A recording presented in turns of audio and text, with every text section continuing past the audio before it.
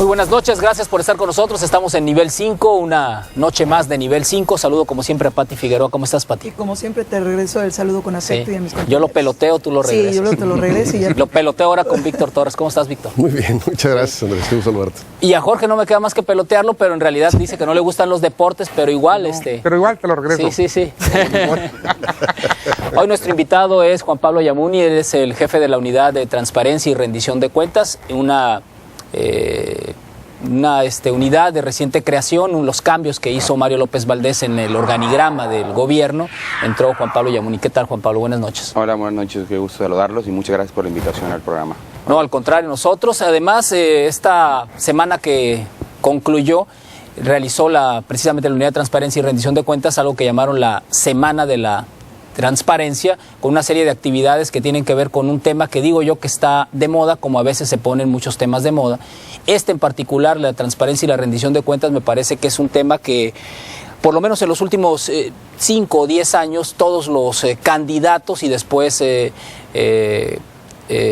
funcionarios públicos lo tienen que tomar como referencia, lo incluyen en sus discursos y se vuelve incluso hasta una frase de batalla lo de la transparencia. Lo hizo Mario López Valdés, incluso hizo un hincapié constantemente en que su gobierno sería de transparencia y de rendición de cuentas, y por eso el cambio de esa contraloría que se tienen por parte casi en todos los gobiernos estatales, y también el que la tenía el gobierno federal, después convertidas en secretarías de función pública, etcétera, que no es otra cosa más que vigilar la actuación del resto de los funcionarios, para decirlo en términos más claros, que el trabajo que están haciendo estos funcionarios sea transparente y que rindan cuentas, es decir, que le digan a los ciudadanos qué es exactamente lo que están haciendo.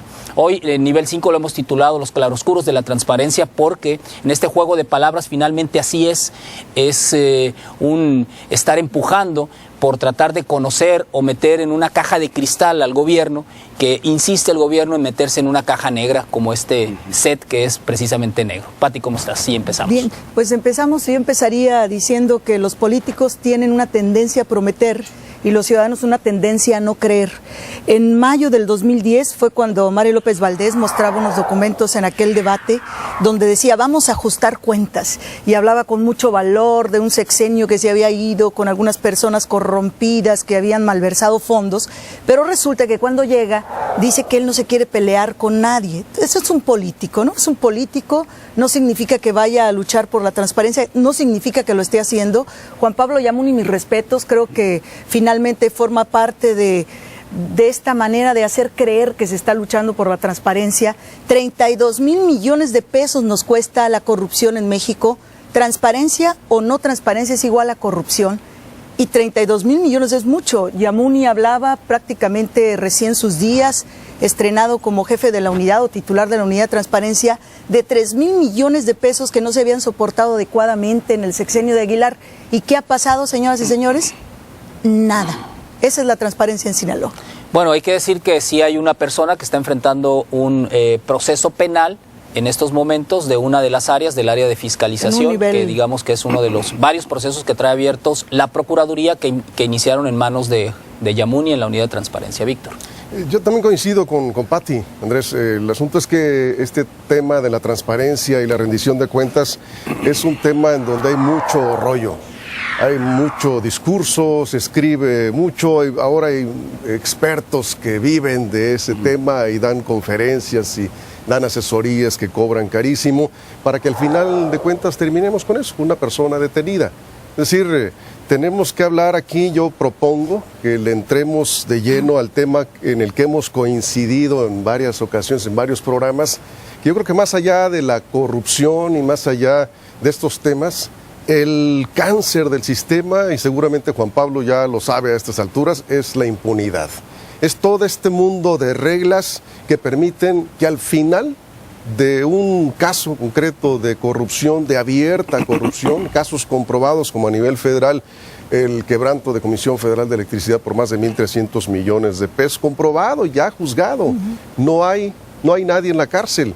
Otro caso federal, por citar los grandes, el megafraude en el área de comercio internacional de Pemex, estamos hablando de miles de millones de dólares, no hay nadie en la cárcel. Y si nos vamos a los estados, bueno, en Sinaloa tenemos una persona en la cárcel. El tema de fondo, creo yo, sigue siendo la impunidad. Jorge. Lo que pasa es que yo también creo que en mucho, sobre todo en el caso particular, la transparencia apunta, creo que es una herramienta más que nada política. Entonces apunta sobre todo a un cambio en las percepciones, ¿no? Ya desde los tiempos del Imperio Romano se decía que la mujer del César no solo debe ser honrada, también debe parecerlo. Entonces, creo que la intención es más que nada esa, darle a los gobiernos un barniz de honestidad y de transparencia, que es algo que obviamente no se ha logrado, porque efectivamente también, ahorita mencionaba Andrés, hay uno en la cárcel, pero yo soy muy malo ya para los nombres, sobre todo para los nombres, pero hubo un caso también que fue de escándalo, que lo agarraron, etcétera, pero luego resulta que lo más que llega es a sanción administrativa, algo así, ¿no? O sea, o le dan un reglazo en la mano, ¿no? Ya fue todo el castigo. Y vamos, esto sí ya lleva más allá de lo que es el asunto de la búsqueda de la transparencia, de las reglas, etcétera. Es que simplemente es lo que pasa también con lo que pasa con los funcionarios, es lo mismo que pasa con los narcotraficantes, con los asesinos, con los violadores, con los delincuentes de cuello blanco. Como dices tú, los agarras, les demuestras el delito, les aplicas la ley y resulta que la ley es eso, ¿no? Una regañada en público, no te dirigen la palabra 24 horas. Entonces tú dices, bueno, tanto penar para morirse uno, ¿no? O sea, ¿cuál es el sentido entonces? Sí, coincido, la impunidad. Que además está en la cárcel este funcionario, en la cárcel. Sí, todavía. Juan Pablo, entonces, me quedo con la palabra que dice Jorge. ¿Es un barniz realmente de un gobierno la actividad de transparencia? Yo creo que en estos temas específicos es un constante avanzar. Si tú te remontas a hace 10, 15 años, así si lo ves ya presente y hace 15 años, las cosas eran muy diferentes. O sea, ya viéndolo, ya quitando lo paulatino y moviéndote en el tiempo, hemos avanzado bastante. O sea, antes no tenías, ni se te ocurría preguntar al gobierno y menos pensar que te fueran a contestar. De hecho, acaba de cumplir una década, ¿no? La ley de acceso a la información. 10 años es lo correcto. Sin embargo, ya venían desde años atrás pues los inicios, ¿no? Y donde el gobierno se empezaba a abrir hasta cierto punto. Y eso fue a raíz también de la distribución de los poderes, el balanceo que se fue dando. Pero todavía nos falta mucho. O sea, el ver un oasis allá, más adelante, donde bueno, ya no tengas que preguntar, que todo esté arriba, que todo esté en la red, que ya por automático lo que le dicen la información de oficio, ya no tengas que estar pidiéndole a los funcionarios que la suban, que la publican. Ya el principio de la máxima publicidad se dé por automático y no estemos buscando esos recovecos o esos ventajas que nos da la ley, porque siempre es legal el tema, ¿no? Yo creo que el tiempo nos va a ir dando el panorama del resultado, pero estoy convencido de que se está avanzando.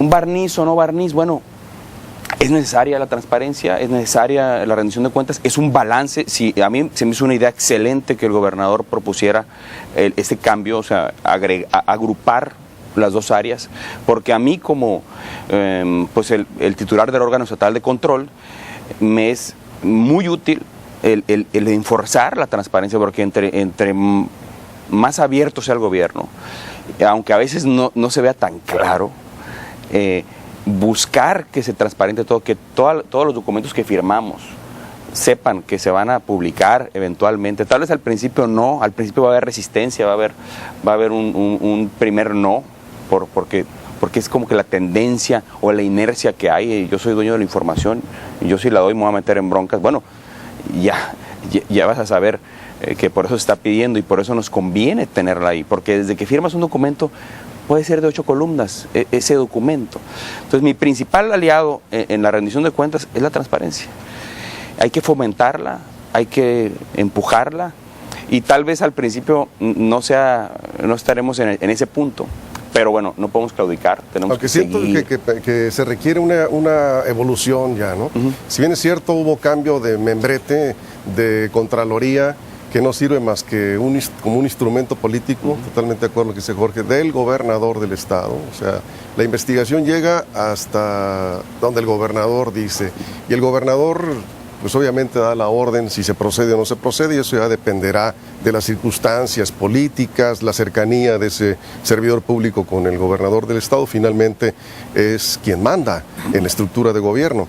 Se convierte de Contraloría a Unidad de Transparencia y Rendición de Cuentas, pero yo creo que los ciudadanos, que son los que tienen derecho a saber qué es lo que se gasta y cómo se gasta, siguen siendo sujetos pasivos en esta parte de evitar la corrupción o de combatir la corrupción. Es decir, un ciudadano por sí mismo no puede utilizar un instrumento como el Internet para denunciar a un funcionario y garantizar que se castigue. El ciudadano pide información, a veces se la dan, a veces no. Pero aún así, con esa información, ¿qué haces con esa información? El ciudadano no tiene ningún instrumento jurídico legal que le permita proceder contra un servidor público, y hay muchos casos que mejor la gente dice, no, pues ahí mejor la dejo, ¿no? Y si es un proveedor o si es alguna empresa que trabaja, le da un servicio al gobierno, pues menos, porque si denuncio me van a quitar el contrato y mejor así le dejamos. El caso es que la corrupción sigue galopando, ¿no? Sí, también, perdón, Pati. No, adelante, te escucho. No, también una cosa, pasa aquí también mucho lo que sucede con los virus informáticos, ¿no? Que el mismo que hace el virus, hace la vacuna para vendértela. También sí se ha reglamentado lo de la transparencia, etcétera, pero yo, por ejemplo, veo una gran discrecionalidad en este asunto de las reservas. O sea, también la misma clase política, el que está haciendo chanchullos, pues ya se las huele, ¿no? Entonces, no, hicimos esto, pero la información está reservada para los próximos 12 años, ¿no? O sea, ni la pidan. Que se vaya del país. Sí, no, o sea, ya que nos muramos todos, ¿no? Ya pueden pedir esta información. Veo un exceso yo en este asunto de las reservas. Un exceso en el sentido de que todo tema que es sospechoso, al todo acuerdo que se toma, que se saca, junto con el acuerdo sale también ya la reserva de información. Es algo que lo vemos a nivel municipal, estatal y federal, y con harta frecuencia. No, yo más bien creo, yo te concedo que sí hemos avanzado. Por supuesto, hay una gran diferencia, sí, claro. de 10 años para acá, sí.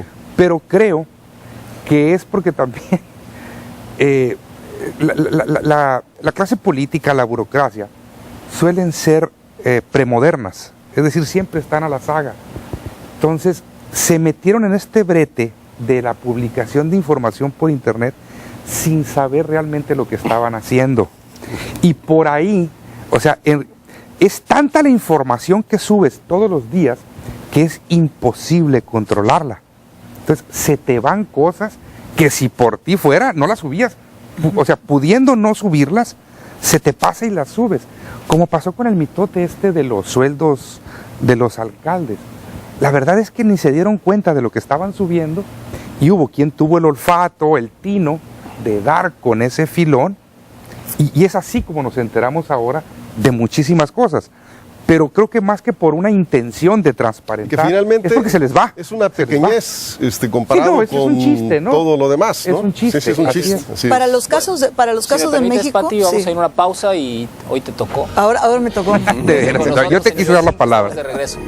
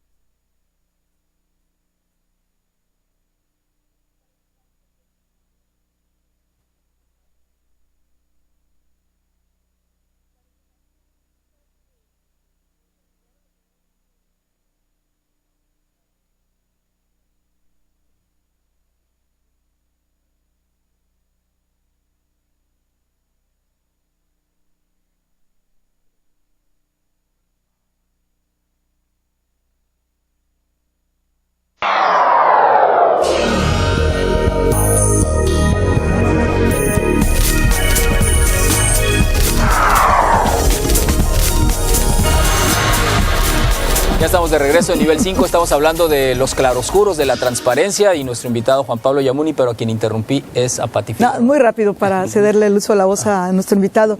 El tema de la transparencia, tenemos 10 años, como dice el tango, pero con 20 es nada.